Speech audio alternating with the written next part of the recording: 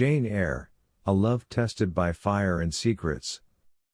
This video takes you on an emotional journey through one of the most powerful love stories in classic literature, Jane Eyre, a love tested by fire and secrets. In a world that showed her only cruelty and rejection, Jane Eyre dared to love, and to walk away when that love betrayed her trust. From lonely childhood nights and the cold halls of Lowood, to the passionate yet troubled embrace of Mr. Rochester, Jane's heart endures trials that would break most souls. Her love is not blind, it's brave.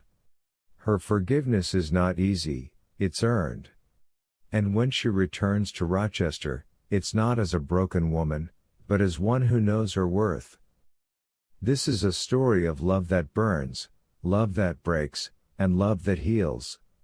Prepare to relive the pain, the longing, the secrets, and the ultimate triumph of a woman's heart. In the heart of 19th century England, amid cold stone walls and whispering moors, a young woman named Jane Eyre fought for her right to love and be loved. Her journey was not just one of romance, but of dignity, identity, and inner fire.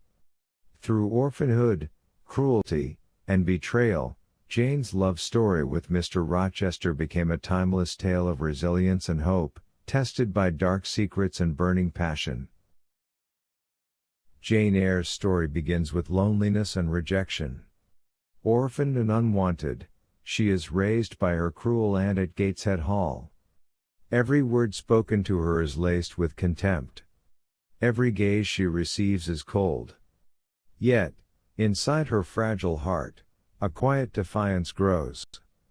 Jane dreams of freedom, of kindness, and above all, of love, a love she's never known but desperately craves.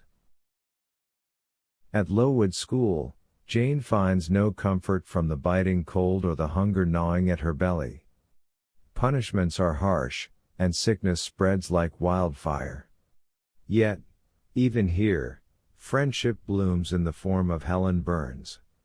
When Helen dies in Jane's arms, Jane's heart hardens against injustice but softens toward compassion. Her longing for love deepens, now blended with a newfound strength to survive whatever life throws her way.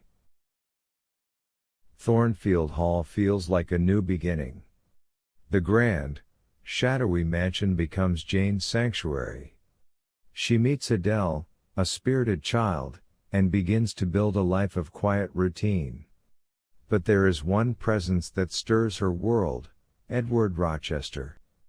Stern yet magnetic, troubled yet kind, Rochester awakens something in Jane she has never felt before, an aching pull toward love, mystery, and dangerous curiosity.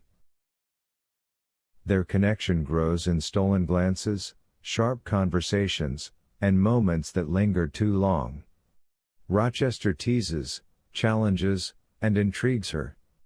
Jane, with her plain appearance but fierce intellect, captivates him in ways no beauty ever has. But behind his smiles lies a sorrow she cannot touch.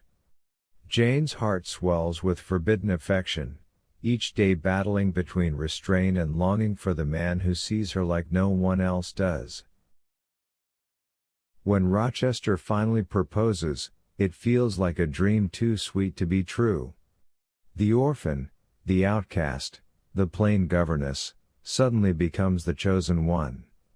Under the moonlight, with trembling hands and tearful eyes, Jane says yes. The weight of past sufferings lifts, replaced by joy and trembling hope.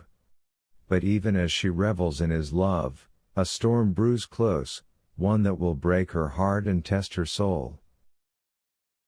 On what should have been her wedding day, Jane's world collapses. She learns of Bertha Mason, the mad wife hidden in the attic. The vows they were about to exchange are torn apart by truth. Rochester's love is real, but the deception cuts deep. Jane runs from Thornfield, her heart breaking with every step. Love alone isn't enough. She must protect her self-respect, even if it means losing him forever. Homeless and penniless, Jane faces the world alone. Hunger, cold, and despair greet her at every turn. But fate leads her to the Rivers family, where she finds kindness and shelter at last. When Street John Rivers proposes a loveless marriage, Jane's heart screams for Rochester. She realizes she cannot sacrifice her soul for comfort or duty.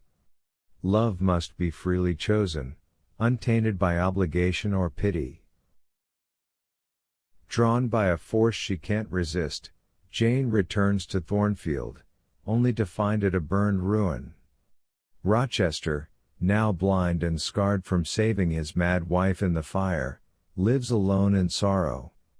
Without hesitation, Jane chooses him again, not out of pity but out of a deeper, unconditional love. Their reunion is tender and tearful. Finally, after every trial, they find peace, not perfect, but fiercely real and earned.